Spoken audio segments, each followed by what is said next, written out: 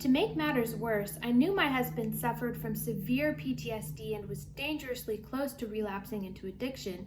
So when he'd become overwhelmed, frustrated, and angry while caring for me, I knew I had to let him vent to someone. He needed some kind of emotional outlet or he would implode. But instead of turning to me or a counselor, he'd call his great aunt Ethel. During some of his darkest, most emotionally charged moments, he'd say horrible things about me to her. And she was all too eager to take that as ammunition against me. I spent my days writhing in FND agony. I had seizure after seizure, tremor after tremor, and fall after fall. I got good at falling, and I spent a lot of time on the floor. The years I'd spent rebuilding a fragile relationship with her, building my marriage, relationships at work, and in the community, building myself, lay in tatters. I was a burden to my husband, a spectacle to my community, and a target for her manipulations. Would it ever end? No. It would actually get darker before the dawn. Much, much darker. We're reading from FND Recovery Guide, and this brings us to 4.10, Step 1, Lesson 3, Set your intention to seek wisdom daily. Turn the page. Explanation. Healing from complex conditions like FND, PTSD, and chronic illness requires more than just medical treatment. It demands wisdom. We started to explore wisdom in the first lesson. Quote, the fear of the Lord is the beginning of wisdom, end quote, Proverbs 9:10. God gives wisdom freely to those who ask in faith without doubt, James 1:5-6. Modern neuroscience suggests that intentional focus rewires the brain. Setting a daily intention to seek wisdom shifts your mindset from passive suffering to active problem solving. The brain's neuroplasticity allows it to change based on repeated thoughts and behaviors, Deutsch 2007.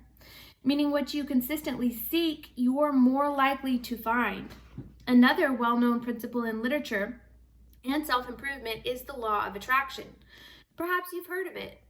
While science may not yet fully explain it, my gut tells me there's truth in the idea that what we focus on, we attract. And I trust my gut implicitly. No matter what you call it, one thing is certain. When you set your intention to seek wisdom, it comes to you.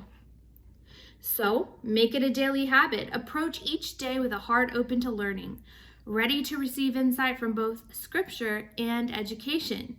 Ask God for wisdom.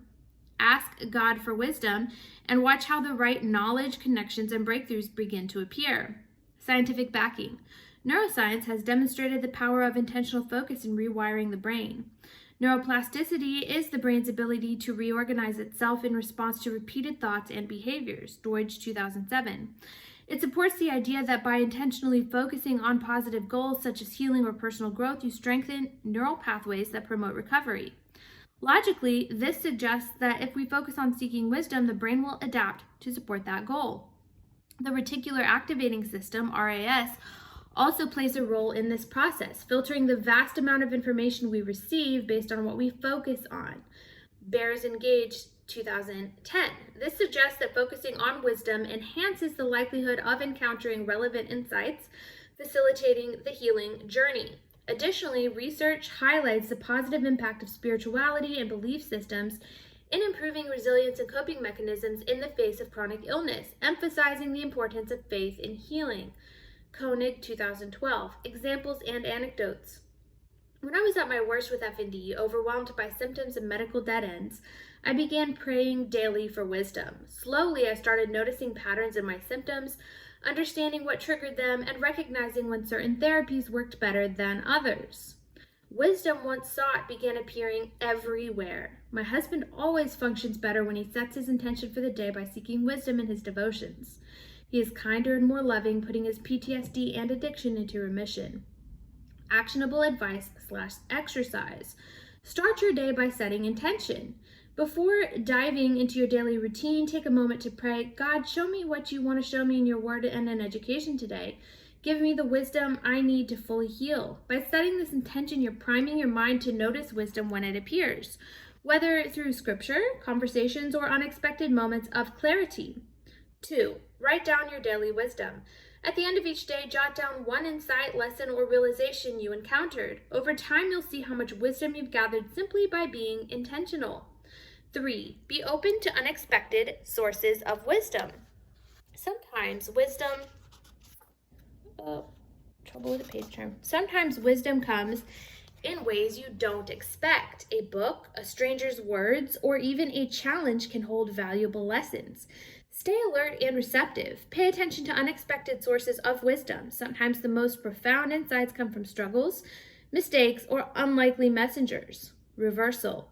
When this lesson might not apply. Seeking wisdom should never become an excuse for delaying action. If you find yourself caught in analysis paralysis, constantly searching for more wisdom without taking the next step, remember that balance is key. Wisdom should guide action, not hinder it. And that was our reading from FND Recovery Guide by Alyssa Black. That's me, Master of Arts in Teaching, 7 Evidence-Based Steps to Heal Functional Neurological Disorder, Volume 1. Which is available right now on Amazon, and Volume 2 drops at the end of October 2025, so make sure you read this before then.